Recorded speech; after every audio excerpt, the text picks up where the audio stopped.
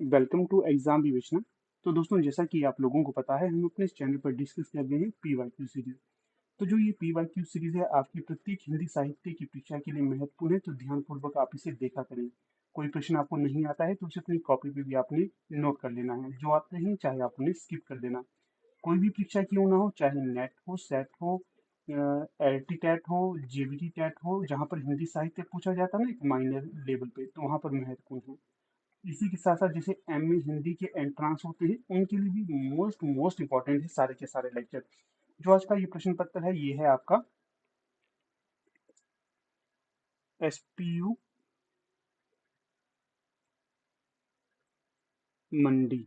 SPU मंडी का जो MA Hindi का एंट्रांस है, ये है वो प्रश्न पत्र। ठीक है, तो ध्यान से देखना है आपने। देखिएगा, आपको बता देता हूँ, जो हमारी प्लेलिस्ट भी बनी हुई है एक स्पेशल। अगर जिस कैंडिडेट ने भी वो प्लेलिस्ट देख ली होती ना, तो आप ऐसा रखिए 60 से 70% क्वेश्चन वो यहाँ से सही कर लेता। जो भी प्लेलिस्ट बनाई हुई है, लिंक आपको मैं दे दूंगा डिस्क्रिप्शन में। तो वहाँ पर लिंक है। भविष्य में कोई भी कैंडिडेट ऐसा है जो एमए हिंदी एंट्रांस की तैयारी करना चाहता है, या फिर उसके नियर डियर कोई ऐसे स्टूडेंट्स हैं जो तैयारी कर रहे हैं, तो उनके लिए आप बता सकते हो कि ये प्लेलिस्ट आप देख लीजिएगा। काफ़ी फायदा आपको हो जाएगा तैयारी हेतु एमए हिंदी के एंट्रांस के लिए। ठीक है, तो मुझे पूर्ण आशा है कि जो चीज़ें मैं आपको बता रहा हूँ, आपको काफ़ी समझ आ रही होगी इन चीज़ों की। तो जो ये प्रश्न पत्र हमें समय पर उपलब्ध करवाया है, ये दीपक राज जी हैं। तो इनका हम धन्यवाद ज्ञापित करना चाहते हैं कि समय रहते इन्होंने हमें ये प्रश्न पत्र उपलब्ध करवाया। वैसे तो इन्होंने मुझे कल ही ये प्रश्न पत्र सेंड कर दिया था, थोड़ा सा समय का अभाव था, जिस कारण कल ये वीडियो नहीं बना पाया। आज ये वीडियो में बना रहा हूँ। आप आराम से देखिएगा, तो बताइएगा किस तरह के आपको ये प्रश्न यहाँ पर लग रहे हैं। आपको हार्ड लग रहे हैं या फिर सरल लग रहे हैं। मैं या ये कहना चाहूंगा कि यहाँ पर आधा पोर्शन तो ऐसा था बिल्कुल सरल था, जो परंतु उसके पश्चात जो प्रश्न थे काफी कठिन मुझे लग रहे थे। ऐसा सोच रहा हूँ मुझे कि एमए हिंदी के एंट्रांस के लिए इतने टफ क्वेश्चन नहीं डालने चाहिए थे, क्योंकि इतना अगर आप हार्ड स्तर डाल देते हो तो थोड़ा सा जो मास्टर कैंडिडेट है उनके लिए मुश्किल हो जाता है। पीएचडी के लिए ये अच्छा प्रश्न पत्र मैं मान सकता हूँ, पीएचडी एंट्रांस के लिए हो या फिर एलटी टेट के लिए हो, परंतु मास्टर वालों के लिए थोड़ा सा मुश्किल मुझे ये स्तर लगा। आगे आप देख लेना, थोड़े से प्रश्न इसमें मुश्किल भी हैं। तो चलिए, ज़्यादा समय हम यहाँ पर नहीं लेंगे। जो जो प्रश्न जिस तरह से होंगे आपको बता दूंगा, ज़्यादा लंबा नहीं खींचूंगा, ताकि आपको समय पे इसकी उत्तर तालिका मिल जाए। भविष्य में कोई तैयारी कर रही होंगे ना, तो उसके लिए भी महत्वपूर्ण है। जो एमए वाले हैं उनके लिए आप सेंड कर देना, जिन्होंने भी ये परीक्षा दी थी और जो देना चाहते हैं आगे। तो देखिए, पहला प्रश्न यहाँ पर क्या पूछा गया है। शिव सिंह सेंगर द्वारा रचित शिव सिंह सरोज किस वर्ष प्रकाशित हुआ था। तो पहले तो ध्यान रखिए, शिव सिंह सेंगर द्वारा रचित है शिव सिंह सरोज। ये किस वर्ष प्रकाशित हुआ था, हिंदी साहित्य का ग्रंथ है ये। तो यहाँ पर जो विकल्प दिए गए हैं, इनमें सही हो जाएगा 1883, 1883। विकल्प ए यहाँ पर सही हो जाएगा। थोड़ा सा आगे बढ़ने से पहले आपको यहाँ पर मैं दिखा देता हूँ। ये देखिए, हमारे हार्ड कॉपी नोट्स ये हैं। अगर आप में से कोई भी इंटरेस्टेड कैंडिडेट है जो इन हार्ड कॉपी नोट्स को लेना चाहता है, जैसे अगर आप लोग तैयारी कर रहे हैं एमए हिंदी एंट्रांस के लिए, या फिर तैयारी कर रहे हैं एलटी टेट के लिए, एलटी कमीशन के लिए, टीजीटी पीजी हिंदी के लिए, कोई भी परीक्षा हिंदी साहित्य से संबंधित होगी, तो उसके लिए आप ये नोट्स ले सकते हैं। काफी मददगार आपके लिए होंगे ये। यहाँ पर आपको 1500 प्लस मोस्ट एक्सपेक्टेड क्वेश्चन दिए गए हैं, जो प्रीवियस क्वेश्चन पर आधारित है। और जहाँ पर एक्सप्लेनेशन करनी है, तो वहाँ पर एक्सप्लेन भी किया गया है। तो मोस्ट इंपॉर्टेंट रहेंगे। कोई भी अगर आपकी हिंदी साहित्य की परीक्षा होगी, लेना चाहते हैं, तो आप ले सकते हो। यहाँ पर देखिए, व्हाट्सएप नंबर दिया गया है 76 517 294। इस पे आप व्हाट्सएप करिए। कोई भी क्वेरी होगी तो इस पे आपकी क्वेरी को सॉल्व कर दिया जाएगा। ठीक है, तो चलिए अपने प्रश्न पत्र की तरफ रुख करते हैं। प्रश्न संख्या 2, इसमें क्या पूछा गया है। तो यहाँ पर पूछा गया आपसे, डॉक्टर गणपति चंद्र गुप्त द्वारा रचित हिंदी साहित्य का इतिहास का क्या नाम है। तो इनके द्वारा जो रचित साहित्य है उसका क्या नाम होगा। तो वो होगा हिंदी साहित्य का वैज्ञानिक इतिहास। यहाँ पर सही विकल्प हो जाएगा सी। अगला है, आचार्य रामचंद्र शुक्ल ने भक्ति काल का प्रारंभ कब से माना है। जो आचार्य रामचंद्र शुक्ल है, इनके द्वारा जो भक्ति काल निर्धारित किया गया था, इसका प्रारंभ आचार्य रामचंद्र शुक्ल कब से मानते हैं। तो यहाँ सही विकल्प हो जाएगा 1318 से। अगला प्रश्न देखिए, प्रश्न संख्या 4, आचार्य रामचंद्र शुक्ल ने आदिकाल को किस नाम से पुकारा है? काफी महत्वपूर्ण है जो आचार्य रामचंद्र शुक्ल है, किस नाम से पुकारा है? आचार्य रामचंद्र शुक्ल पुकारते हैं आदिकाल को वीरगाथा काल नाम से। विकल्प 4। अगला है, ज्यादातर विद्वानों ने आधुनिक काल का समय कब से माना है? प्रश्न संख्या 5 में ये पूछा गया है, जो हिंदी साहित्य का आधुनिक काल है, इसके संबंध में ज्यादातर विद्वानों का क्या मत है कि आधुनिक काल की शुरुआत इस सन से हुई है, इस समय से हुई है? तो ये माना जाता है आपका 1900 से। ठीक है, कईयों ने ये भी माना है 1857 भी माना है, परंतु जो पूर्णतः सत्य होगा तो वो 1900 से ही आधुनिक काल की शुरुआत मानी जाती है। जैसे भारतेंदु काल की शुरुआत 1857 से मानी जाती है, ये भी आप ध्यान रख सकते हैं। अगला है 6, आचार्य विश्वनाथ प्रसाद मिश्र ने रीतिकाल को क्या नाम दिया? जो आचार्य विश्वनाथ प्रसाद मिश्र थे, इन्होंने रीतिकाल को क्या नाम दिया? तो ये रीतिकाल को नाम देते हैं श्रृंगार काल। कौन सा? श्रृंगार काल। विकल्प ए यहाँ सही हो जाएगा। फिर प्रश्न संख्या 7, इसमें पूछा गया है, खुमान रासों के रचयिता का क्या नाम है? खुमान रासों के रचयिता कौन होंगे? तो जो खुमान रासों के रचयिता हो जाएंगे दलपति विजय। कौन होंगे? दलपति विजय। विकल्प 3। अगला प्रश्न है 8, इसमें क्या पूछा गया है, निम्नलिखित में से कौन सी प्रवृत्ति आदिकाल की नहीं है? आदिकाल की प्रवृत्ति यहाँ पर नहीं है, वो पूछी गई है। अगर हम बात करें, युद्धों का सजीव वर्णन वर्णन आपको आदिकाल में मिलता था? जी बिल्कुल मिलता है। रासो काव्य का वर्णन मिलता है? बिल्कुल ये भी मिलता है। और जनजीवन का अभाव नहीं, जनजीवन का अभाव तो उस दौरान हम नहीं कह सकते कि ये भी वर्णन हमें मिलता है। राष्ट्रीय चेतना की अभिव्यक्ति, तो रासो काव्य में राष्ट्रीय चेतना की अभिव्यक्ति हमें देखने के लिए नहीं मिलती है। राष्ट्रीय चेतना से क्या तात्पर्य है? उदाहरण के लिए भारत एक अखंड भारत है, जैसे मान लीजिए बड़ा भारत है, ठीक है, जिसमें पाकिस्तान भी है, पुराने समय की आदिकाल की मैं बात कर रहा हूँ, और अपना अफगानिस्तान भी है, नेपाल भी है, और बांग्लादेश भी है, अखंड भारत जिसे कहते हैं। तो उस समय जो रचनाकार होते थे, जैसे रासो या चारण कवि थे, ये जो रचना करते थे ना, तो ये राष्ट्रीय चेतना पर रचना नहीं करते थे। इनकी साहित्य में राष्ट्रीय चेतना की अभिव्यक्ति नहीं मिलती थी। ये क्षेत्र विशेष को महत्व देते थे। उदाहरण के लिए पूरा भारत है, उसमें जैसे क्या बोलते हैं, राजस्थान वाले अपने अलग राजा की मतलब बाहोबाही करेंगे, हिमाचल के जो अपने राइटर होंगे वो अपने हिमाचल वाले राजाओं की बाहोबाही करेंगे। इस तरह से राष्ट्रीय चेतना नहीं थी, प्रांतीय चेतना जरूर कह सकते हैं, राष्ट्रीय चेतना की अभिव्यक्ति नहीं मिलती है, इसलिए तो जो सही विकल्प होगा विकल्प 4, राष्ट्रीय चेतना की अभिव्यक्ति। फिर प्रश्न संख्या है 9, इसमें क्या पूछा है, तो 9 में पूछा गया है, निम्नलिखित में से कौन कवि ज्ञान मार्गी काव्यधारा से संबंधित है?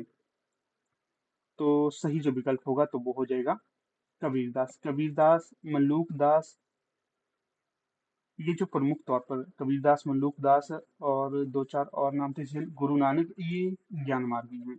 और प्रेम मार्गी में जायसी आते हैं। और जो राम भक्ति काव्य धारा के अंतर्गत सूरदास आते हैं, मंजन भी आपके प्रेम मार्गी में आते हैं, ये भी ध्यान रखना।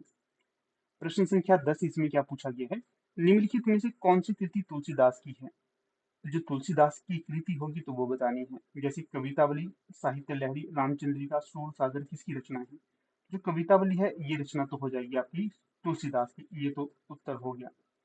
साहित्य लहरी सूरदास की होगी, रामचंद्रिका केशवदास की, सूर सागर ये भी सूरदास की होगी। ये थोड़ी सी एक्सप्लेनेशन इसलिए भी कर रहा हूँ कि भविष्य की परीक्षा हेतु आप यहाँ से उत्तर अपना सही कर सकते हैं, जब तथ्यों के हिसाब से प्रश्न पूछा जाएगा तो। तुलसीदास का प्रसिद्ध महाकाव्य कौन सा है? तो वो होगा आपका रामचरितमानस, अवधी भाषा में इसे लिखा गया है। फिर प्रश्न देखिए यहाँ पर 11, रसिक प्रिया की रचनाकार कौन है? रसिक प्रिया रचना है, इसके रचनाकार कौन होंगी? तो देखिए जो रसिक प्रिया रचना है, इसकी रचनाकार होंगी केशवदास। का काफी महत्वपूर्ण ये रचना होगी। केशवदास रीतिकाल के प्रमुख रचनाकार के तौर पर जाने जाते हैं। प्रश्न संख्या 12, निम्नलिखित में से राम काव्य धारा की कौन सी विशेषता नहीं है? राम काव्य धारा की कौन सी विशेषता नहीं है, ये पूछा गया है। बात करें अगर हम यहाँ पर राम काव्य धारा की विशेषता की तरफ, तो देखिए राम का स्वरूप इसकी विशेषता है, हाँ जी, लोकमंगल की भावना ये भी है। समन्वय साधना ये भी है। गुरु की महिमा एक हद तक सही है, परंतु विकल्पों के अनुसार अगर हम बात करें तो जो उचित विकल्प ठहरता है उत्तर, तो वो होगा विकल्प 3। गुरु की महिमा यहाँ पर स्वीकार नहीं की जाएगी विकल्पों के अनुसार। बाकी तो ये भी सही है, परंतु विकल्पों के अनुसार ये सही नहीं होगा। 12 का सही विकल्प 3, गुरु की महिमा। एक और बात यहाँ पर आपको स्पष्ट कर देता हूँ। पीडीएफ इत्यादि के लिए आप हमारे टेलीग्राम, फेसबुक और व्हाट्सएप ग्रुप के साथ जुड़ सकते हो। उनके लिंक भी आपको डिस्क्रिप्शन में मिल जाएंगे। पीडीएफ वहाँ पर आपको समय पे सेंड की जाती है। इंपॉर्टेंट जो भी टॉपिक्स होते हैं वो भी आपको समझाए जाते हैं। डेली जो लेक्चर मिलते हैं उनके लिंक और पीडीएफ भी सेंड कर दी जाती है, तो आप जुड़ सकते हो व्हाट्सएप ग्रुप के साथ। प्रश्न संख्या 13, बिहारी किस प्रकार के कवि हैं? बिहारी किस प्रकार के कवि हैं? वैसे कवि विशेष के तौर पूछा जाता तो ज्यादा बेहतर रहता, क्योंकि इन्होंने एक तरह से नॉर्मलाइजेशन कर दी है। इस तरह से कहना थोड़ा सा मुश्किल हो जाता है। फिर भी विकल्पों के अनुसार जो सही होगा तो वो हो जाएगा श्रृंगारी। बिहारी कैसे कवि है? श्रृंगारी। 3,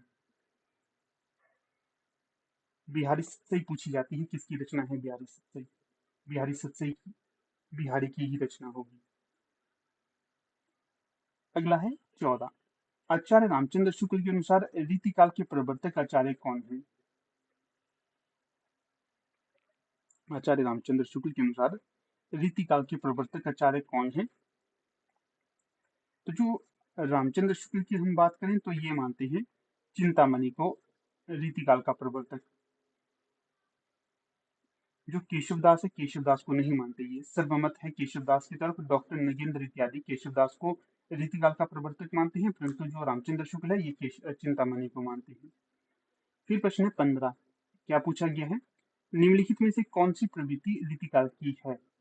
प्रवृत्ति कौन सी है रीतिकाल की? विकल्प में ब्रजभाषा की प्रधानता, वीरता की, ब्रजभाषा की प्रधानता ये है, वीरता की प्रवृत्ति ये भी है, श्रृंगारिकता ये भी है, और उपयुक्त सभी ये होगा सही विकल्प।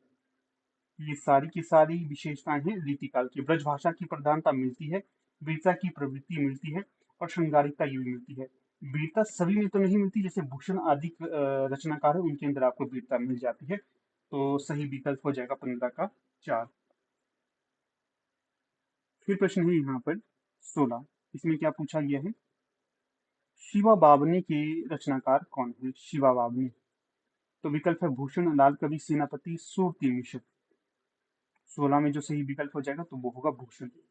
कवि भूषण के द्वारा शिवा बावनी रचना लिखी गई है। विकल्प ए यहाँ सही हो जाएगा।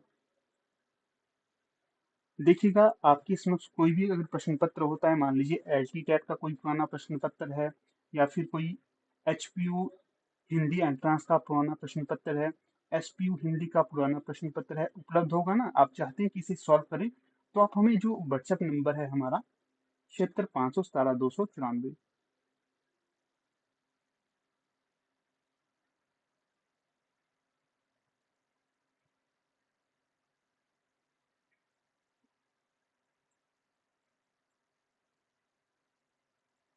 इस पे आप व्हाट्सएप कर लेना।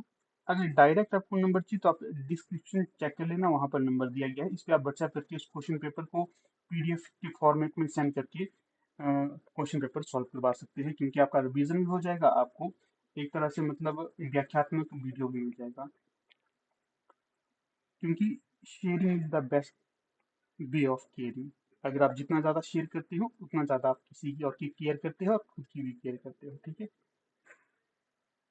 अगला देखिए 17, हिंदी साहित्य में आधुनिक युग के समय को किस नाम से जाना जाता है?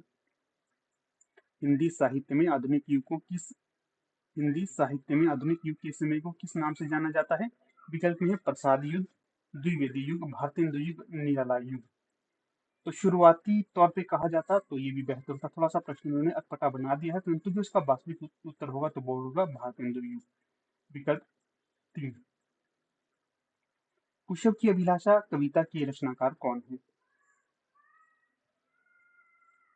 तो जो विकल्प में है भारतेंदु हरिश्चंद्र, माखनलाल चतुर्वेदी, सूर्यकांत त्रिपाठी, निराला, रामधारी सिंह दिनकर। कुशव की अभिलाषा कविता किसकी है? माखनलाल चतुर्वेदी की।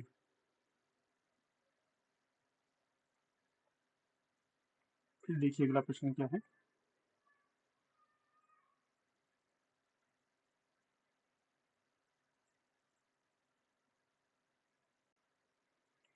प्रश्न संख्या 19, क्या पूछा गया है 19 में? भारत भारती काव्य संग्रह का प्रकाशन किस वर्ष हुआ था? 19 में जो सही विकल्प हो जाएगा तो वो हो जाएगा आपका 1912। भारत भारती किसकी रचना है? पहले तो आपको ये पता होना चाहिए किसकी है, बताइएगा। मैथिली शरण गुप्त की। फिर प्रश्न संख्या 20 इसमें पूछा गया है, झांसी की रानी कविता किसके द्वारा लिखी गई है? विकल्प में है मंडू भंडारी, कृष्णा सोवती, सुभद्रा कुमारी चौहान, महादेवी वर्मा। 20 में सही विकल्प कौन सा होगा? तो 20 में जो सही विकल्प होगा सुभद्रा कुमारी चौहान की रचना हो जाएगी झांसी की रानी। फिर प्रश्न है 21, क्या पूछा गया है? लहर किस प्रकार का काव्य है? तो जो लहर है, क्या ये गीति काव्य है, खंड काव्य है, महाकाव्य है, या फिर ललित काव्य है? जो लहर है ना, ये है गीति काव्य। किसका है ये, किसकी रचना होगी? तो जयशंकर प्रसाद की। फिर प्रश्न संख्या 22, कामायनी महाकाव्य में कितने सर्ग हैं? देखिए याद रखना है, जो कामायनी है ये क्या है, महाकाव्य है। इसमें सर्ग कितने हैं? 13, 12, 15, 18। तो जो कामायनी महाकाव्य है इसमें है 15 सर्ग। पहले भी प्रश्न पूछा गया है, जैसे मैं नोट्स की बात कर रहा हूँ ना, ये अधिकतर प्रश्न आपको नोट्स में मिलेंगे ही मिलेंगे। मैं कह रहा हूँ ना 70% जो प्रश्न पूछे गए हैं ये हमारे नोट से ही पूछे गए हैं। जिन्होंने नोट्स पढ़े होते तो उनको काफी मदद मिल जाती है यहाँ से। और एक प्रश्न आपसे ये भी पूछता हूँ, जो कामायनी महाकाव्य है इसका प्रथम और अंतिम सर्ग कौन सा है? फिर प्रश्न संख्या है 23, क्या पूछा गया है? मधुशाला किस कवि की रचना है? मधुशाला किस कवि की रचना है? मधुबाला, मधुशाला, मधुकलश, ये तीन बता देता हूँ। तो विकल्प में है सुमित्रानंद पंत, हरिवंश राय बच्चन, माखनलाल चतुर्वेदी, नागार्जुन। 23 का जो सही विकल्प होगा तो वो होगा हरिवंश राय बच्चन। मधुशाला, मधुबाला, मधुकलश, ये हरिवंश राय बच्चन की रचना हो जाएगी। फिर है 24, कवि नागार्जुन का वास्तविक नाम क्या था? जो कवि नागार्जुन है इनके वास्तविक नाम का पूछा गया है, क्या होगा? विकल्प में है वैद्य सिंह मिश्र, वैद्य गुप्त, वैद्यनाथ सिंह, वैद्यनाथ मिश्र। 24 में जो सही विकल्प हो जाएगा तो वो हो जाएगा वैद्यनाथ मिश्र।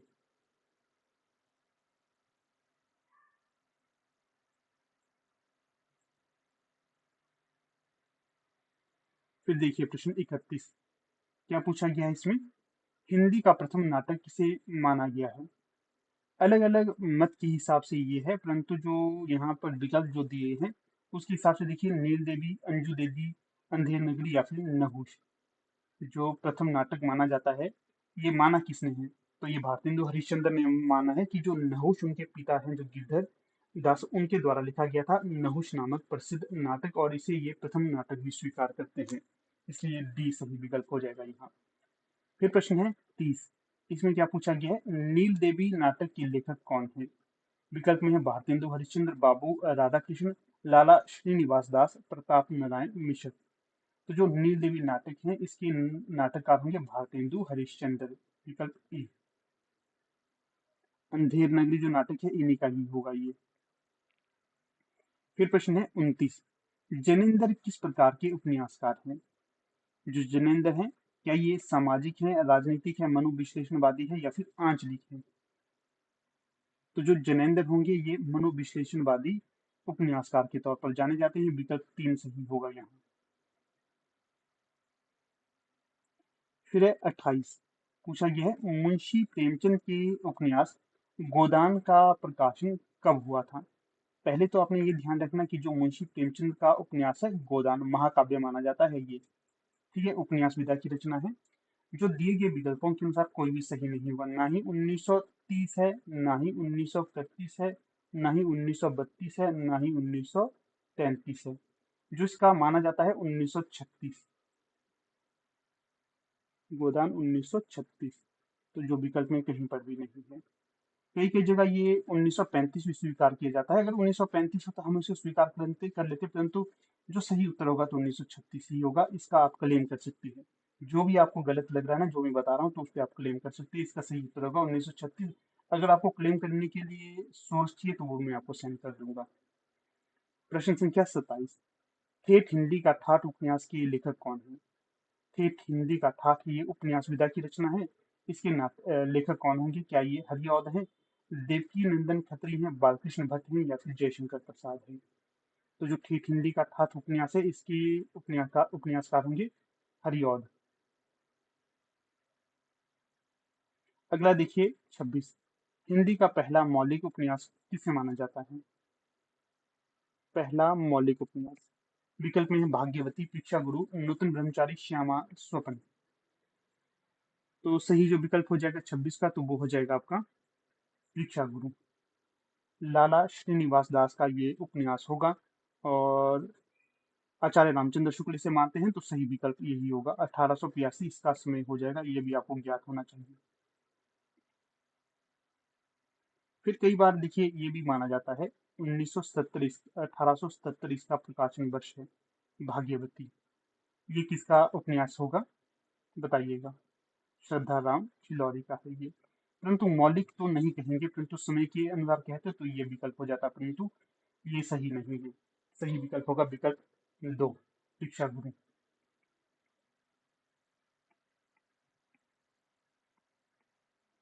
अगला प्रश्न देखिए 25, काठ की घंटियां काव्य संग्रह के लेखक कौन हैं? काठ की घंटियां काव्य संग्रह के लेखक कौन होंगे? विकल्प में सर्वेश्वर दयाल सक्सेना, धर्मवीर भारती, कमल भारती, या फिर धूमिल। तो जो काठ की घंटियां हैं ये काव्य संग्रह है, किसका है? सर्वेश्वर दयाल सक्सेना का। विकल्प ये यहाँ पर सही हो जाएगा।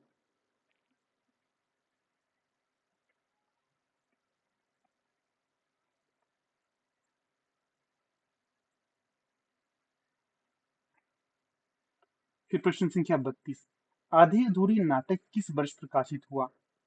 पहले तो ये ध्यान रखिए जो आधे अधूरे है ये नाटक विधा की रचना है। किसकी रचना हो जाएगी ये? किसका नाटक होगा? मोहन राकेश। आधे अधूरे, लहरों की राजहंस, आषाढ़ का एक दिन, ये नाटक है ना तीनों अति महत्वपूर्ण है, अति प्रसिद्ध हैं। तो ये किसके होंगे तीनों? मोहन राकेश के। प्रकाशन वर्ष देखिए 1968, 1969, 1970, 1972। तो जो आधे अधूरे नाटक है ये इसका प्रकाशन वर्ष 1969 का होगा। तो सही विकल्प यहाँ पर विकल्प बी है।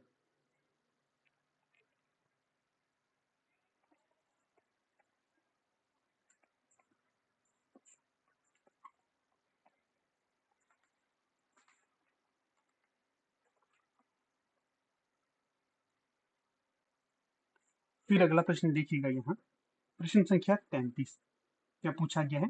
उसने कहा था कहानी के लेखक कौन है? उसने कहा था कहानी के लेखक कौन होंगे?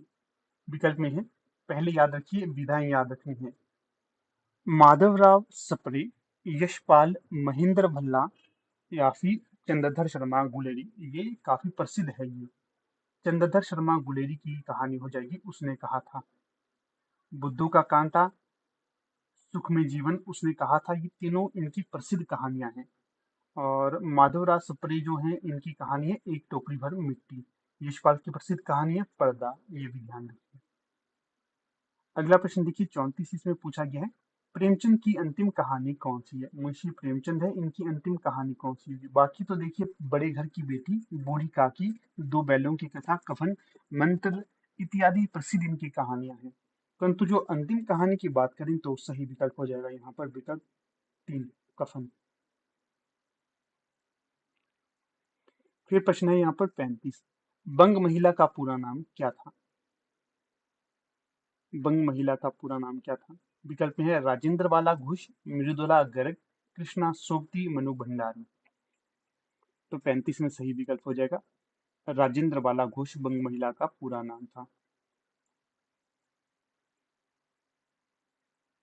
फिर है प्रश्न संख्या 36, अशोक के फूल के लेखक कौन है? अशोक के फूल किस लेखक का निबंध संग्रह है? विकल्प में है आचार्य रामचंद्र शुक्ल, हजारी प्रसाद द्विवेदी, बाल मुकुंद गुप्त, या फिर आचार्य महावीर प्रसाद द्विवेदी। तो जो 36 में सही विकल्प हो जाएगा तो ये हो जाएगी रचना निबंध संग्रह आचार्य हजारी प्रसाद द्विवेदी। नाखून क्यों बढ़ते हैं, कुटज, ये भी इन्हीं के निबंध होंगे, ये भी आप ध्यान रखना। फिर प्रश्न संख्या है 37। हरिशंकर प्रसाई किस प्रकार के निबंधकार हैं? याद रखना है, निबंधकार हैं, किस प्रकार के हैं? हास्य व्यंग्यकार, भावनात्मक कार, आलोचनात्मक, ऐतिहासिक। जो हरिशंकर प्रसाई है ये हास्य व्यंग्यकार निबंधकार हैं। ठीक है, तो यहाँ से आपको ये भी ध्यान रखना है, प्रेमचंद के फटे जूते और इंस्पेक्टर माताजी चांद पर, ये इनकी प्रसिद्ध रचनाएं होंगी। फिर प्रश्न है 38। क्या पूछा गया है? रस मीमांसा के लेखक हैं, कौन होंगे रस मीमांसा के लेखक? विकल्प में है आचार्य हजारी प्रसाद द्विवेदी, डॉक्टर नामवर सिंह, आचार्य रामचंद्र शुक्ल, या फिर डॉक्टर रामविलास शर्मा। 38 में जो सही विकल्प हो जाएगा तो वो कौन सा है? आचार्य रामचंद्र शुक्ल रस मीमांसा के रचनाकार होंगे या फिर लेखक होंगे। फिर है प्रश्न 39। नई कविता और अस्तित्ववाद के लेखक कौन हैं? तो जो नई कविता और अस्तित्ववाद के लेखक होंगे, तो विकल्प में है यहाँ पर डॉक्टर रामविलास शर्मा, आचार्य रामचंद्र शुक्ल, डॉक्टर नगेंद्र और डॉक्टर नामवर सिंह। तो 39 में जो सही विकल्प हो जाएगा तो वो हो जाएगा आपका विकल्प ए, डॉक्टर रामविलास शर्मा की रचना हो जाएगी नई कविता और अस्तित्ववाद। फिर अगला प्रश्न है 40। इसमें पूछा गया है, डॉक्टर हरिश्चंद्र वर्मा हिंदी के प्रथम एकांकी होने का श्रेय किसे देते हैं? डॉक्टर हरिश्चंद्र वर्मा हिंदी के प्रथम एकांकी होने का श्रेय किसे देते हैं? विकल्प में है एक घूंट, बादल की मृत्यु, कारवां, पृथ्वीराज की आंखें। तो जो सही विकल्प होगा तो वो होगा एक घूंट को।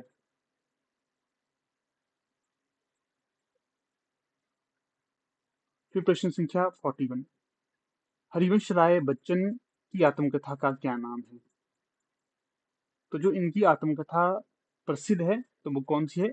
विकल्प में है मेरी आत्म कहानी, मेरा जीवन प्रवाह, मेरी आत्मकथा, या फिर क्या भूलूं क्या याद करूं। तो इनकी ये आत्मकथा हो जाएगी क्या भूलूं क्या याद करूं। जो इनकी आत्मकथा है ना, ये कितने भागों में विभाजित है? 4 भागों में विभाजित है। क्या भूलूं क्या याद करूं, निर्का निर्माण, फिर बसेरे से दूर, 10 द्वार से सोपान तक। अगला देखिए 42। रेखाचित्र एवं संस्मरण का जनक किसे माना जाता है?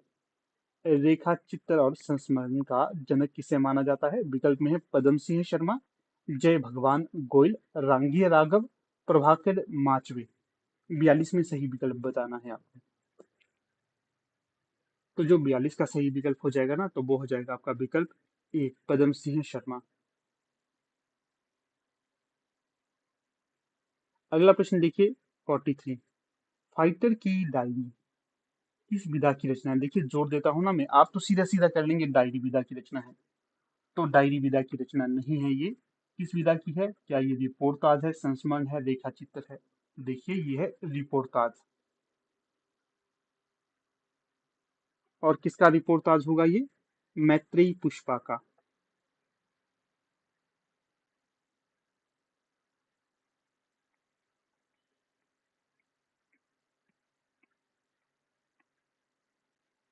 मैत्रेयी पुष्पा जी का ये है।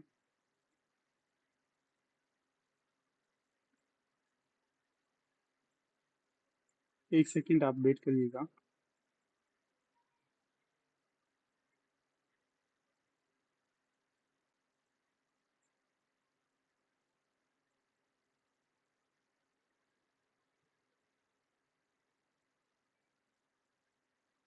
हम्म,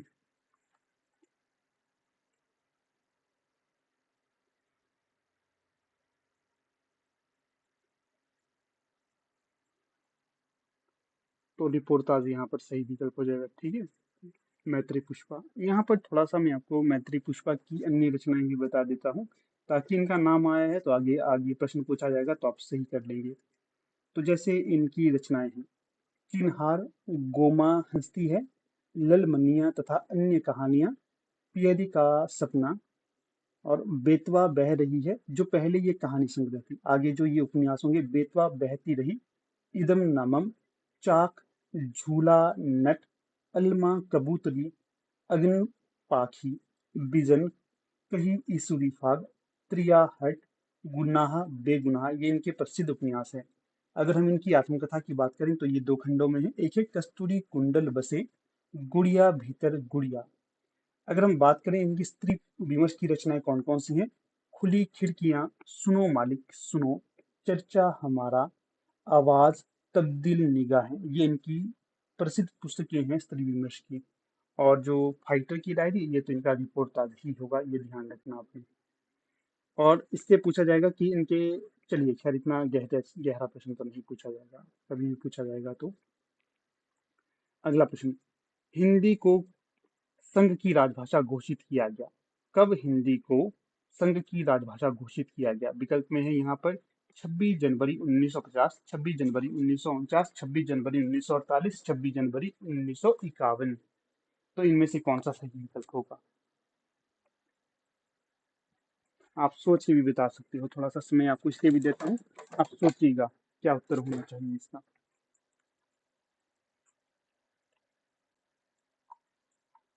लगभग हम यहाँ पर जो भी प्रश्न डिस्कस करेंगे ना, आगे कोई भी परीक्षा आपको क्यों ना हो, वहाँ पर आपको डायरेक्ट इनडायरेक्ट ये प्रश्न देखने के लिए मिलेंगे। आपको सोचने का टाइम भी देता हूँ ताकि आपका थोड़ा सा हल्का फुल्का दिमाग भी यहाँ पर लग जाए।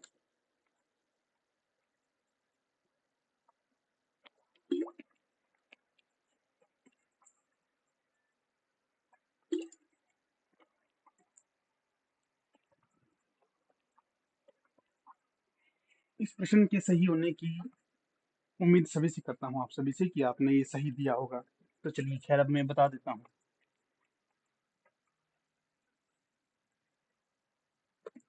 तो जो सही विकल्प हो जाएगा यहाँ पर 44 में, तो वो होगा विकल्प बी, 26 जनवरी 1950।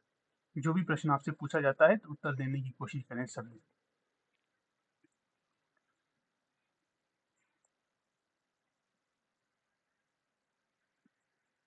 यहाँ पर अलग से फैक्ट ये है, 26 जनवरी, गलत, ये नहीं होगा, 26 जनवरी 1950 ये है उत्तर इसका। 26 जनवरी 1950।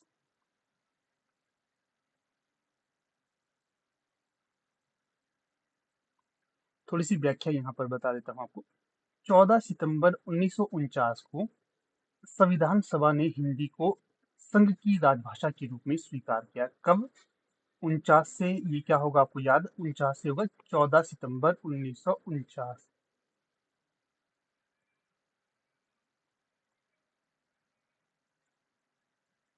14 सितंबर 1949।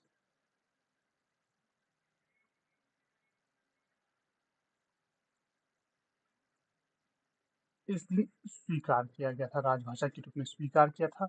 यह निर्णय 26 जनवरी 1950 को भारतीय संविधान के लागू होने के साथ प्रभावी भी हुआ था।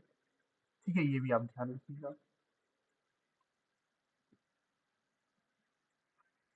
फिर अगला प्रश्न यहाँ पर देखिएगा आप लोग, प्रश्न संख्या 45, निम्नलिखित में से प्रयोजनमूलक हिंदी की कौन सी विशेषताएं हैं?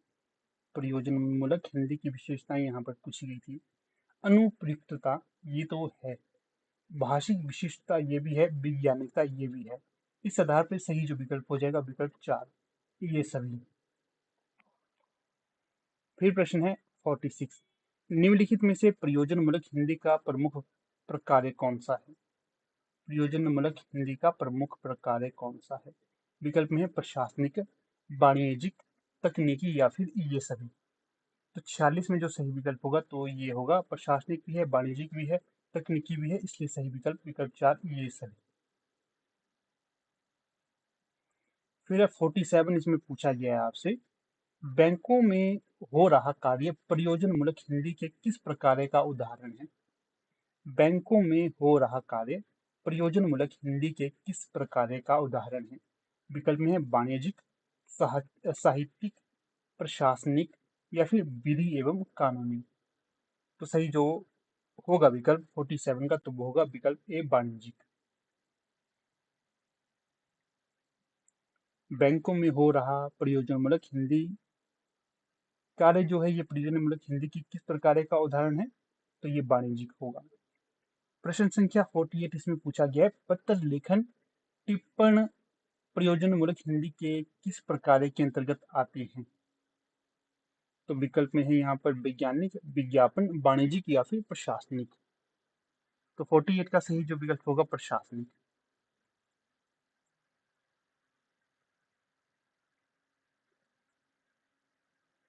थोड़ी सी यहाँ पर मैं आपको व्याख्या बता देता हूँ।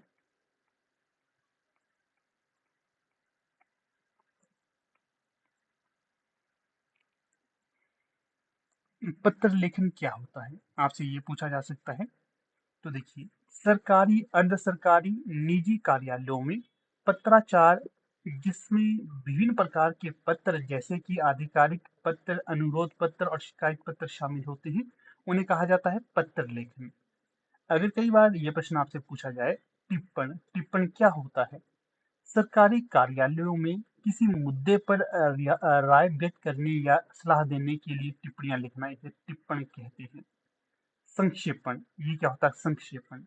तो संक्षेपण है लंबे दस्तावेजों को संक्षिप्त रूप में प्रस्तुत करना, इसे संक्षेपण कहा जाता है। अगर ये हो कि प्रारूपण किसे कहते हैं, दस्तावेजों को तैयार करना और उनका प्रारूप बनाना, इसे प्रारूपण कहा जाता है। ये भी आप ध्यान रखिएगा, डायरेक्ट इनडायरेक्ट पूछे जा सकते हैं ये प्रश्न आपसे। अगला प्रश्न देखिएगा यहाँ 49, क्या पूछा गया है, डॉक्टर भोलानाथ तिवारी के अनुसार प्रयोजनमूलक हिंदी के मुख्यतः कितने रूप हो सकते हैं? 7, 6, 8, 5। तो जो सही विकल्प हो जाएगा तो वो है 7। डॉक्टर भोलानाथ तिवारी के अनुसार जो प्रयोजनमूलक हिंदी है, इसके कितने भेद हैं? तो इसके भेद हैं 7। फिर है प्रश्न 50, क्या पूछा गया है, निम्नलिखित में से कौन सी विशेषता वैज्ञानिक और तकनीकी हिंदी की हो सकती है? कौन सी विशेषता वैज्ञानिक और तकनीकी हिंदी की हो सकती है? विकल्प में है परिशुद्धता, वस्तुनिष्ठता, वैज्ञानिक शैली या फिर ये सभी। तो सही जो विकल्प होगा विकल्प डी या विकल्प 4, ये सभी। परिशुद्धता भी, वस्तुनिष्ठता भी, वैज्ञानिक शैली भी, ये सभी विशेषताएं हैं, ये वैज्ञानिक और तकनीकी हिंदी की हो सकती है। प्रश्न संख्या 51, क्या पूछा गया है, हिंदी का पहला समाचार पत्र उदंत मार्तंड किस वर्ष प्रकाशित हुआ था?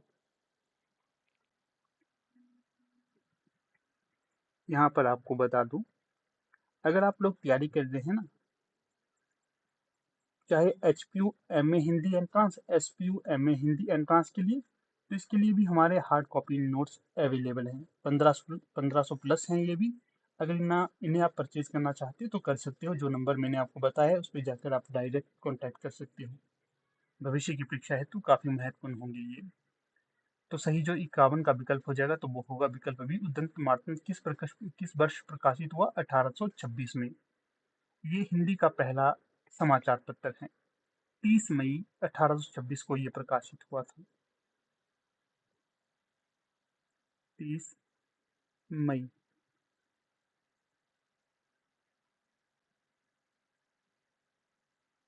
30 मई 1826 को ये प्रकाशित हुआ था और यह पंडित जुगल किशोर शुक्ल द्वारा कलकत्ता से प्रकाशित किया गया था।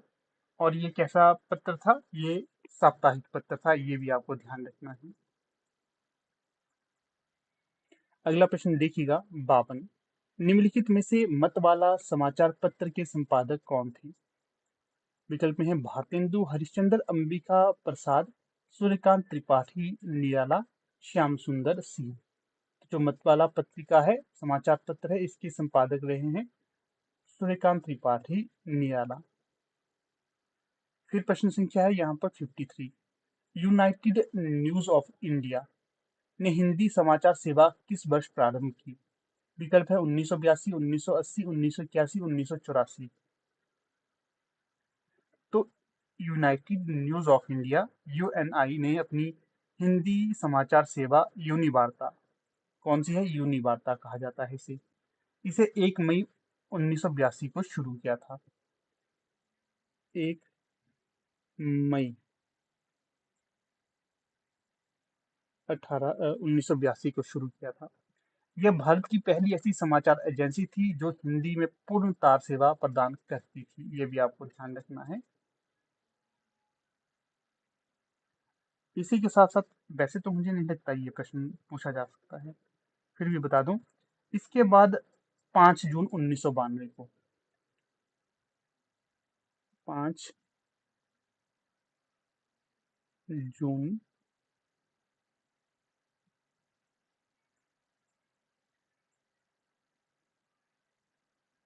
1992,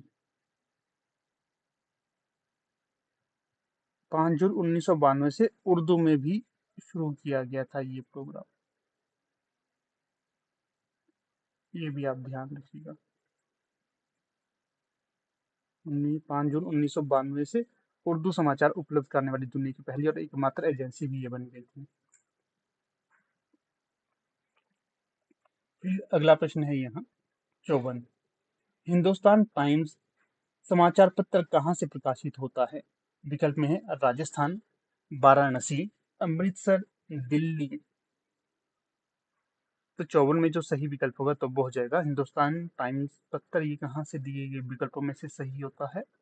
तो ये हो जाएगा आपका न्यू दिल्ली। इसी के साथ साथ कुछ और शहर भी जहाँ से ये प्रकाशित होता है, जैसे कि आपका दिल्ली हो गया, न्यू दिल्ली, मुंबई, लखनऊ, पटना, चंडीगढ़ और रांची।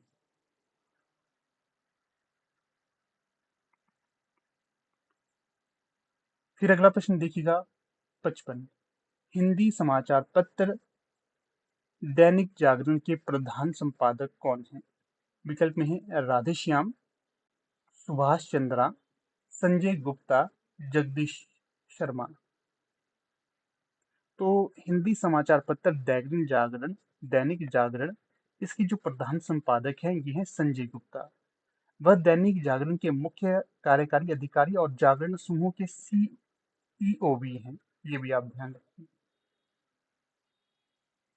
संजय गुप्ता।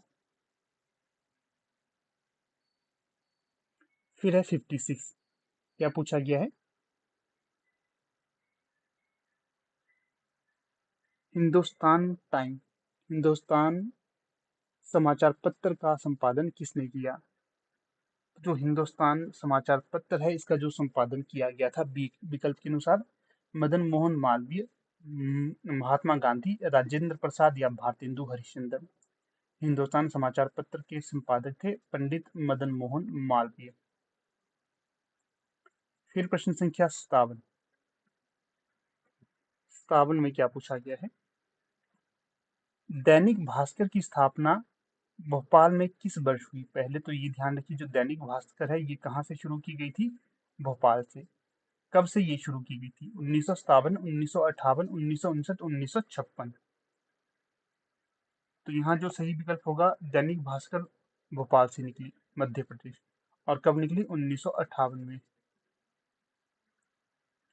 फिर है 58। पंजाब केसरी का प्रारंभ 1965 में, कब? 1965 में किसने करवाया? विकल्प में श्रीकांत, लाला जगत नारायण, विद्यालंकार, भवेश दत्त झा। तो जो पंजाब केसरी का प्रारंभ 1965 में किया था लाला जगत नारायण जी के द्वारा। एक प्रश्न यहाँ से आपको एक और देता हूँ। जो हमारी हिमाचल की प्रसिद्ध पत्रिका है या समाचार पत्र है, दिव्य हिमाचल, इसकी संपादक कौन है? कब ये संपादित की गई थी और किस जिले से ये संपादित की जाती है? ये भी आप कमेंट जरूर करना, चाहे गूगल करिए चाहे जो मर्जी करिए करिए। प्रश्न संख्या 59। विज्ञापनों में दी गई सामग्री पर कौन सी संस्था नजर रखती है? विज्ञापनों में दी गई सामग्री पर कौन सी संस्था नजर रखती है? विकल्प में है भारतीय विज्ञान परिषद, भारतीय विज्ञापन परिषद, राष्ट्रीय विज्ञापन परिषद, भारतीय विज्ञान परिषद या फिर विज्ञापन परिषद। तो जो सही विकल्प है राष्ट्रीय विज्ञापन परिषद, विकल्प बी यहाँ पर उचित होगा। अगला प्रश्न है 7। निम्नलिखित में से कौन सा विज्ञापन का उद्देश्य है? विज्ञापन का उद्देश्य कौन सा होगा वो यहाँ पर बताना है। विकल्प में है उत्पादन या सेवा की जानकारी, सही है ये। विक्रय वृद्धि करना, सही है। बाजार पर अपना प्रभाव जमाना, ये भी सही है। इसलिए जो उपयुक्त सही विकल्प 4 ये होगा उत्तर। अगला प्रश्न है 61। क्या है यहाँ पर पूछा गया? एक मोबाइल कंपनी के विज्ञापन का शीर्षक है बदलते भारत की आवाज। यह यह किस प्रकार का विज्ञापन है? यह किस प्रकार का विज्ञापन है? विकल्प में व्यंग्यात्मक, भावात्मक, तुलनात्मक, सुरक्षात्मक। देखिए, एक मोबाइल कंपनी के विज्ञापन का शीर्षक है बदलते भारत की आवाज। मोबाइल के लिए इन्होंने ये कहा कि ये बदलते भारत की आवाज है। पहले आप क्या करते थे, टेलीफोन में या फिर चिट्ठियों के माध्यम से संदेश पहुंचाते थे, परंतु जब मोबाइल का इजाद हुआ तो भारत की एक या फिर कोई भी अन्य कंपनी है विदेश की है, उन्होंने भारत में आकर क्या कहा, ये जो कंपनी का शीर्षक इस प्रकार से रखा कि मोबाइल का बदलते भारत की आवाज है। तो ये व्यंग्यात्मक, तुलनात्मक और सुरक्षात्मक तो हो ही नहीं सकता, तो ये कैसा होगा, भावात्मक। तो विकल्प बी यहाँ सही हो जाएगा। अगला प्रश्न है 62। यहाँ क्या पूछा गया है? निम्नलिखित में से कौन सा विज्ञापन मुहावरेदार हिंदी का उदाहरण नहीं है? कौन सा ऐसा विज्ञापन है जो मुहावरेदार हिंदी का उदाहरण नहीं है? तो 62 की अगर हम बात करते हैं, पहला मुहावरा क्या है? पड़ोस वाले प्रशंसा के पुल बांधते नहीं थकेंगे। नकल हमेशा होती है मगर बराबरी कभी नहीं। ये तो सही उत्तर होगा कि ये सही है, मतलब मुहावरेदार हिंदी का उदाहरण है ये। एटलस साइकिल चलने में हल्की एवं भरोसेमंद, ये भी सही है। पहली ही नजर में आप इसे अपना दिल ले बैठेंगे, ये भी सही है। इसलिए जो सही उत्तर होना चाहिए तो वो होगा विकल्प ए, पड़ोस वाले प्रशंसा के पुल बांधते नहीं थकेंगे। तो मुझे लगता है सही विकल्प इसका यही होना चाहिए। बाकी हम इसे थोड़ा सा पेंडिंग में भी रखेंगे, जब इसकी ऑफिशियल आंसर की आएगी फिर इस प्रश्न को हम आपके साथ डिस्कस जरूर करेंगे। इस प्रश्न पत्र में कुछ एक दो प्रश्न थे जो मुझे कंफर्म नहीं लगे, तो इसलिए मैं आपको बता देता हूँ पहले ही। प्रश्न संख्या 63। निम्नलिखित में से कौन सा विज्ञापन मिश्रित हिंदी का उदाहरण नहीं है? कौन सा विज्ञापन मिश्रित हिंदी, मतलब मिली हुई हिंदी का उदाहरण नहीं, जिसमें दो लैंग्वेज होती हैं, जैसे हिंदी अंग्रेजी, हिंदी उर्दू, हिंदी पंजाबी इत्यादि। तो विकल्प देखिए, आप अपने परिवार को कैसे स्वस्थ एवं प्रसन्न रख सकते हैं। एक तो ये है नई टीन में नया मजा, पान पराग का पराग जर्दा। दूसरा है आंखें बंद कर टाइम स्टार चुनिए, लीजिए प्रेसिडेंट मीटिंग पूल बुल, ये है। तो इस हिसाब से देखिए, यहाँ पर जो ये तो इसका उत्तर नहीं होगा और ना ही ये होगा। तो जो मुझे संभावना लग रही है या तो ए होगा या तो बी। अगर मैं जाऊंगा तो मैं जाऊंगा प्रश्न संख्या विकल्प ए के अनुसार।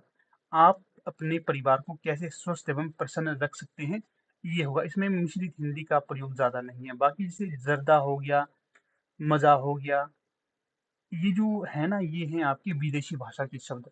और यहाँ पर टाइम स्टार देखिए, यहाँ पर प्रेसिडेंस मीटिंग देखिए, ये है विदेशी भाषा। इसलिए विकल्प ए यहाँ पर सही उत्तर होगा 63 का। अगला प्रश्न है 64। निम्नलिखित में से कौन सा विज्ञापन प्रश्नवाचक नहीं है?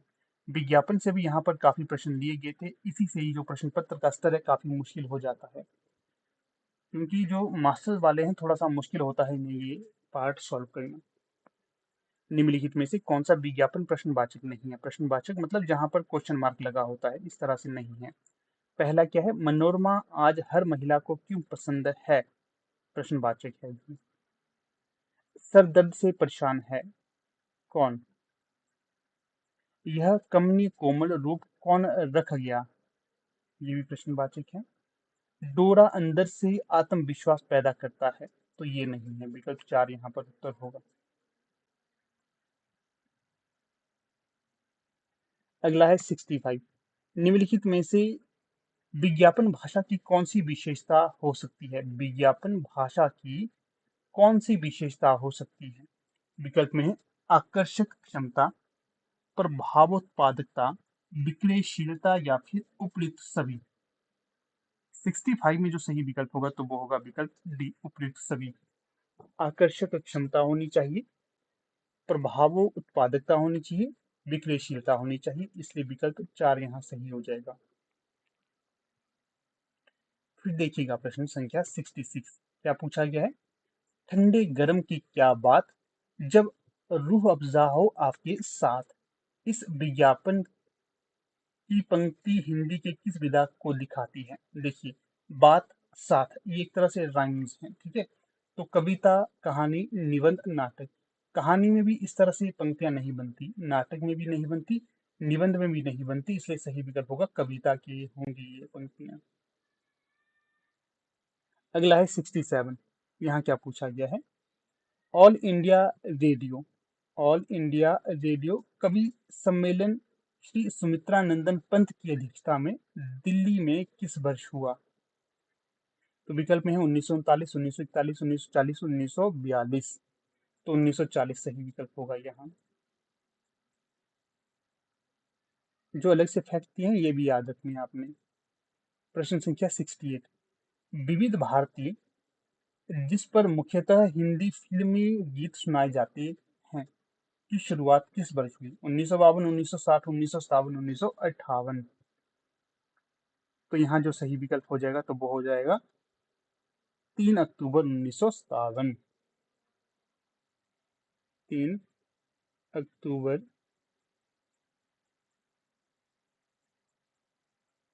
1957। फिर है 69। क्या पूछा गया है? रेडियो की भाषा कैसी होनी चाहिए? रेडियो की भाषा कैसी होनी चाहिए? अलंकारिक, क्लिष्ट, मुहावरेदार, सरल एवं बोलचाल की। तो जो जितनी सरल रेडियो की भाषा होगी उतना जो श्रोता है उन्हें समझने में आसानी होगी। दिख तो ये सकता नहीं, सिर्फ सुन ही सकते नहीं, इसलिए सरल एवं बोलचाल की भाषा होनी चाहिए रेडियो की। 69 का जो सही विकल्प होगा विकल्प डी। अगला प्रश्न है 70। आकाशवाणी ने धर्मवीर भारती को किस रचना को प्रसारित किया? आकाशवाणी ने धर्मवीर भारती की किस रचना को प्रसारित किया था? विकल्प में है सृष्टि का आखिरी आदमी, संगमरमर की एक रात, आवाज का नीलम, नीली झील। ये सारे के सारे इनके नाटक होंगे, ये भी आपने ध्यान रखना है। 70 में जो सही विकल्प हो जाएगा तो वो होगा आपका नीली झील।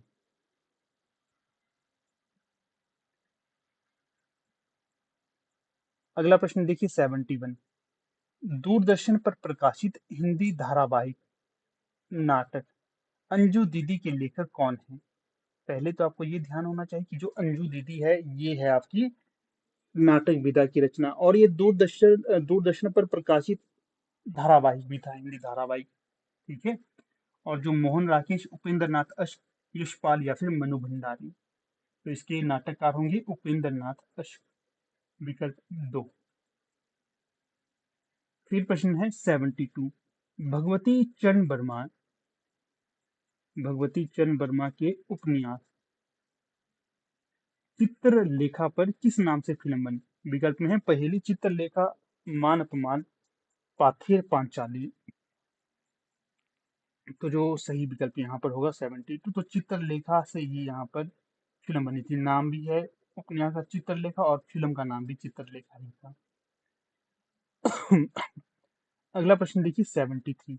मनु भंडारी की कहानी यही सच है के आधार पर कौन सी फिल्म बनाई गई?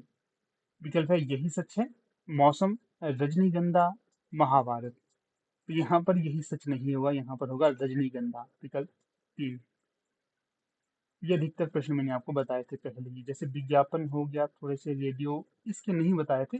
बाकी आपको लगभग 70% आपको पहले ही करवा दिया गया था। अगला है 74। आंधी फिल्म कमलेश्वर के किस उपन्यास पर आधारित है? पहले तो ये ध्यान रखना है कि जो आंधी नामक फिल्म है ये कमलेश्वर की उपन्यास कौन से? विकल्प में है वही बात, आगामी अतीत, तीसरा आदमी, काली आंधी। जो काली आंधी है ना उपन्यास, इसके आधार पर बनाई गई थी आंधी फिल्म, कमलेश्वर का ये उपन्यास होगा। फिर प्रश्न है यहाँ पर 75। इसमें क्या पूछा गया है? प्रसिद्ध हिंदी धारावाहिक रामायण का पहला प्रसारण किस चैनल में किया गया था? DD metro, Sun TV, Doordarshan या फिर स्टार प्लस।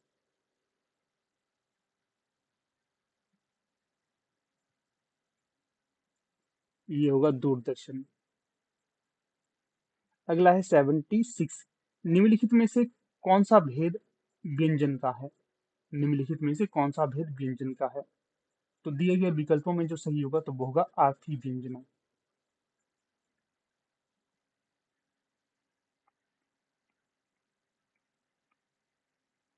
अगला देखिए 77। चिर जीवो जोरी जुड़े, क्यों ना सनेह गंभीर, को घटिए वृष भानुजा, बेहलदर के वीर। ये जो उदाहरण है, यह उदाहरण व्यंजना शब्द शक्ति के किस रूप का है? विकल्प में है आर्थिक वस्तु व्यंजना, शाब्दिक व्यंजना। तो 77 में सही विकल्प होगा शाब्दिक व्यंजना का उदाहरण है ये। अगला देखिए 78। यहाँ पर क्या प्रश्न आपसे पूछा गया है? तो यहाँ पर प्रश्न आपसे ये पूछा गया है, निम्नलिखित में से कौन सा भेद लक्षणा शब्द शक्ति का नहीं है? विकल्प में है योगरूढ़, रूढ़ा और प्रयोजनवती, लक्षणा लक्षणा, लक्षण लक्षणा और उपादान, गौणी और शुद्धा। 78 में जो सही विकल्प होगा तो वो होगा विकल्प 3, लक्षण लक्षणा और उपादान। ये जो भेद है ये लक्षणा शब्द शक्ति का नहीं है। बाकी योग, रूढ़ी, रूढ़ा और प्रयोजनवती, गौड़ी और शुद्धा, ये तीनों ही लक्षणा शब्द शक्ति के भेद होंगे। 78 का सही विकल्प 3। फिर प्रश्न है 79। क्या पूछा गया है? आचार्य आनंद वर्धन के अनुसार काव्य के कितने हेतु हो सकते हैं? विकल्प में है 1, 2, 3, 6। तो 79 का जो सही विकल्प होगा तो वो होगा विकल्प ए। जो मुख्य आधार पर आचार्य आनंद वर्धन थे, इन्होंने प्रतिभा को ही काव्य का हेतु माना है। तो इस आधार पर मैं विकल्प ए की तरफ जाऊंगा। ठीक है, ए, प्रतिभा को ही इन्होंने काव्य हेतु माना।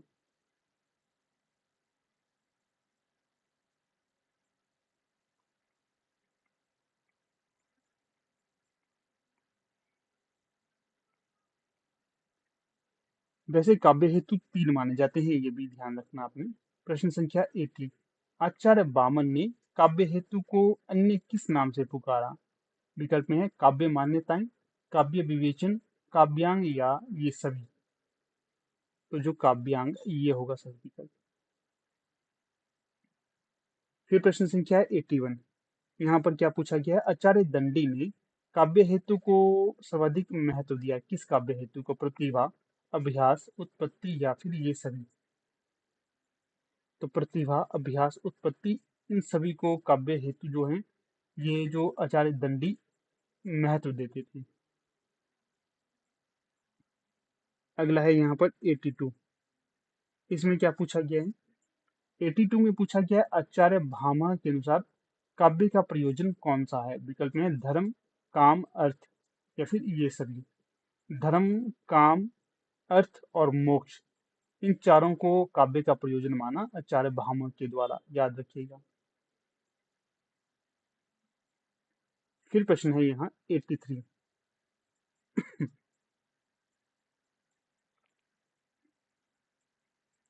क्या पंक्ति है?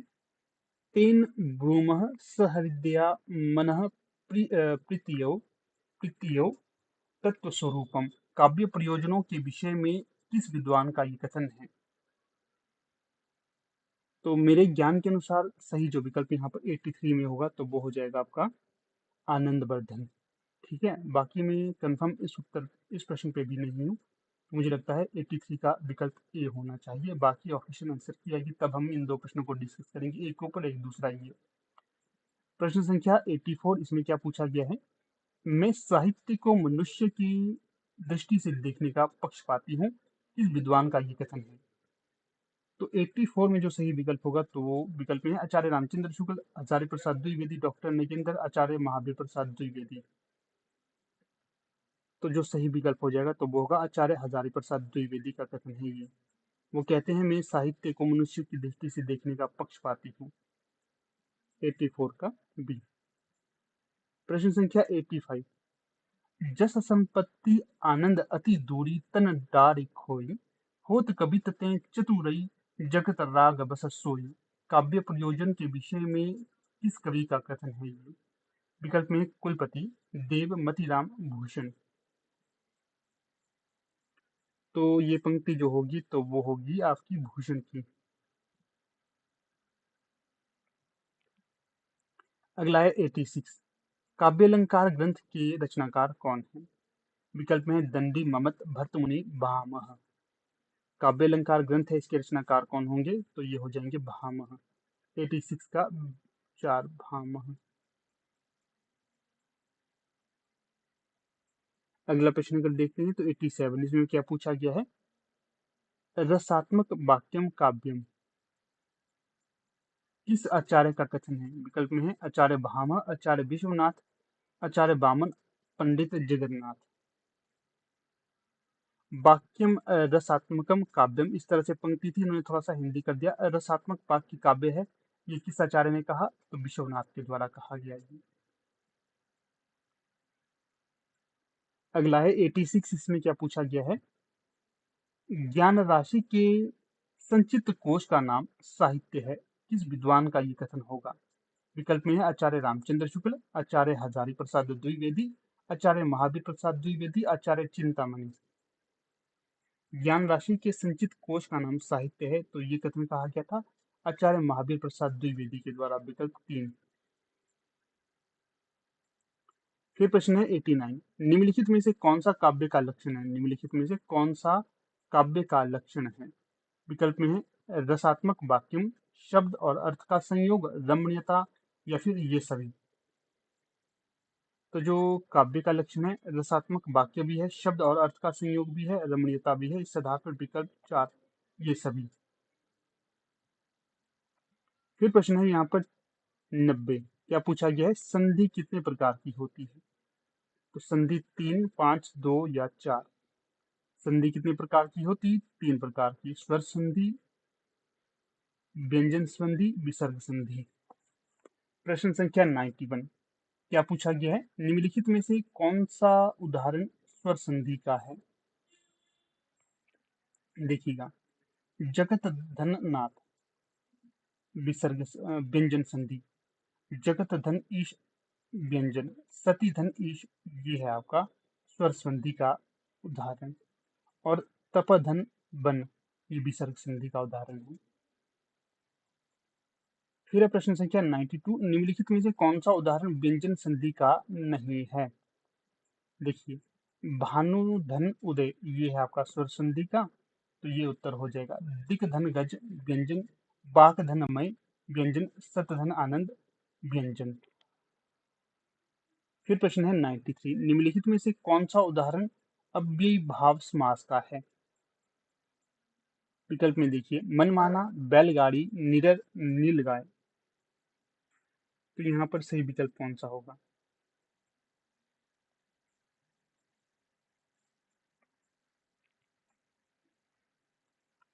तो यहाँ पर अगर हम सही प्रश्न सही उत्तर की बात करें तो सही उत्तर हो जाएगा यहाँ पर आपका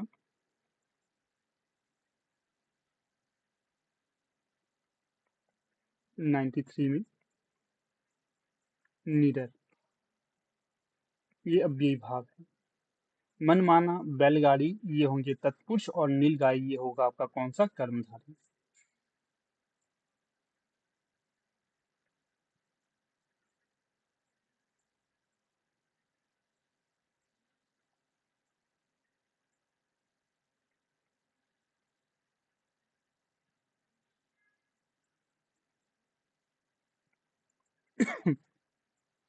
अगला प्रश्न है 94। जल पिपासु शब्द किस समास का उदाहरण है? जल पिपासु शब्द ये किस समास का उदाहरण होगा? तो 94 में जो सही विकल्प होगा तो वो होगा कर्मधारय का। तो विकल्प में कहीं पर भी ये नहीं दिया गया है कर्मधारय।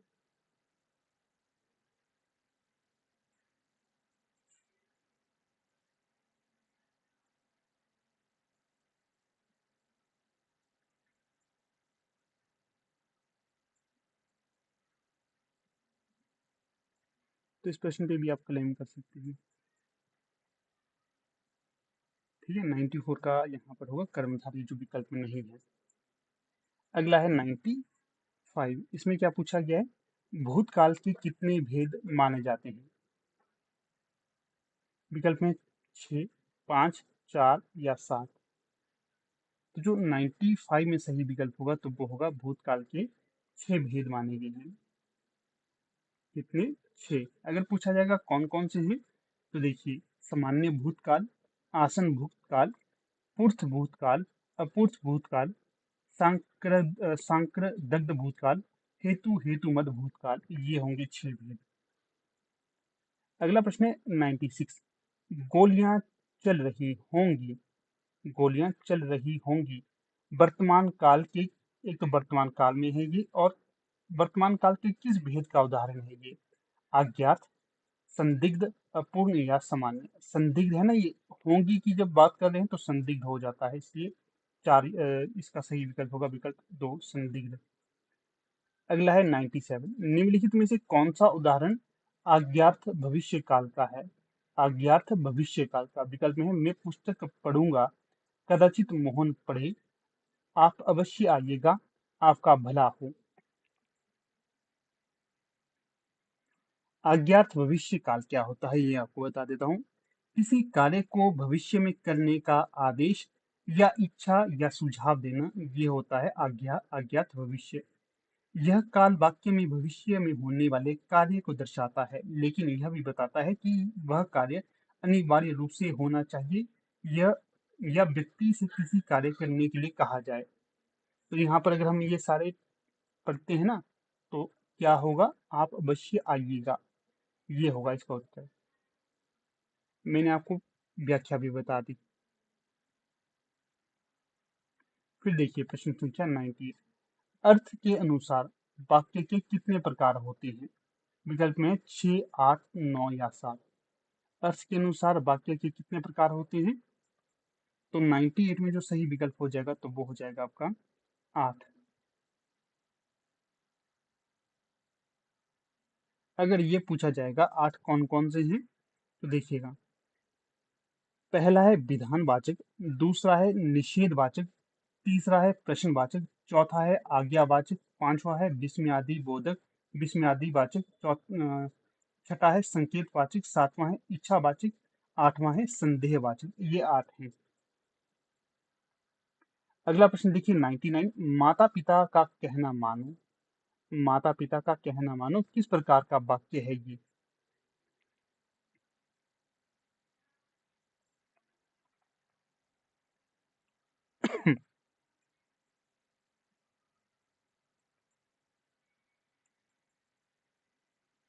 तो यहाँ पर जो सही विकल्प होगा, मैंने विकल्प आपको पढ़ा है या नहीं? विधानार्थक है, ये इच्छा बोधक है, संदेह सूचक है, या फिर आज्ञार्थक है? तो 99 में जो सही विकल्प होगा आज्ञार्थक है, ये माता पिता का कहना मानो, आज्ञा देते हैं ना, आज्ञार्थक है। अगला है 100। निम्नलिखित में से कौन सा उदाहरण कर्ण कारक का नहीं है?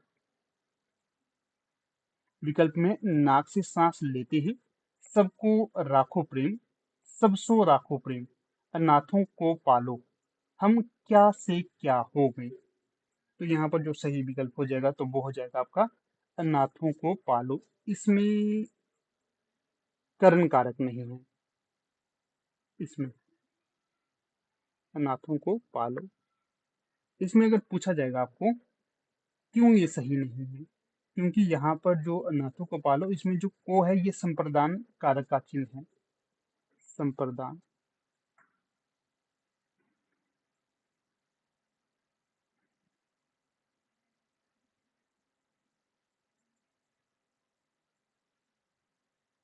संप्रदान कारक, इसमें संप्रदान कारक। बाकी नाक से सांस लेते हैं, सब सो राखो प्रेम, हम क्या से क्या होंगे, ये तीनों तो कर्ण कारक के ही होंगे। ठीक है।